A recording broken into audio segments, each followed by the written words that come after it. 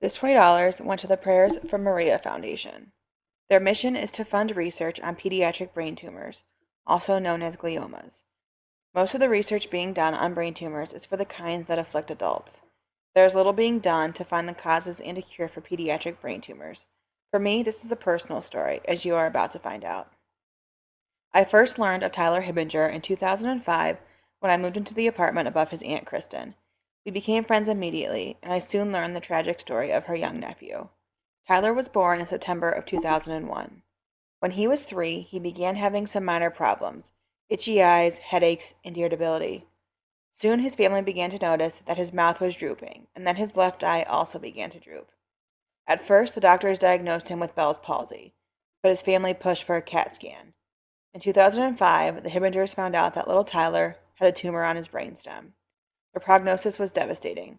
The 5-year survival rate for pediatric gliomas is estimated at 5 to 15%. Over 97% of the children with the worst of the gliomas die within 3 years. These are odds that would cause most people to have despair, but not Tyler. He maintained his childlike love for everything. He even had a girlfriend. Although, if you were to ask him, he would shake his head that he didn't, as most 6-year-old boys do.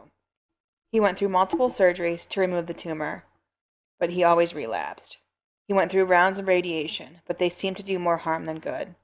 After years of fighting and defeating the odds of living beyond the usual 12 to 14 months, Tyler's family was told that they had no more options. Everyone hoped for the best, but expected the worst. His 7th birthday party was a big deal, because they knew it would be his last. Christmas came in October for the Hibbingers because it was Ty's favorite holiday. On October 30th, 2008, Tyler passed away in the loving and comforting arms of his mother. Before he left this world, he made his parents promise to find him when it was their turn to pass on. Throughout all of his pain, radiation, and constant visit to the doctors, Tyler never asked, "Why me?" As you can see if you watch the video, Kids' Wishes, when asked what his wish is, he says to eat a cake. He could have said to be cured, as most of us would have. Tyler touched the lives of everyone he met. He was a loving brother, son, nephew, grandson, and friend.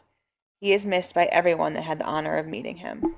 There is a poem that Kristen quotes that I think is perfect. "Don't think of him as gone away. His journey has just begun. Life holds so many facets. This earth is only one. Just think of him as resting from the sorrows and the tears in a place of warmth and comfort where there are no days and years. Think how he must be wishing that we could know today that nothing but our sadness can really pass away. And think of him as living in the hearts of those he touched, for nothing loved is ever lost, and he was loved so much." I challenge you to listen to this and not be moved. Even if you can only spare $5, please donate it. There are over 300 million people in the United States alone, and of those, roughly 75% are over the age of 18. Just think of how much money could be raised if everyone gave just $5. A cure must be found for this, because one day it could be your son, grandson, or nephew that has to go through this.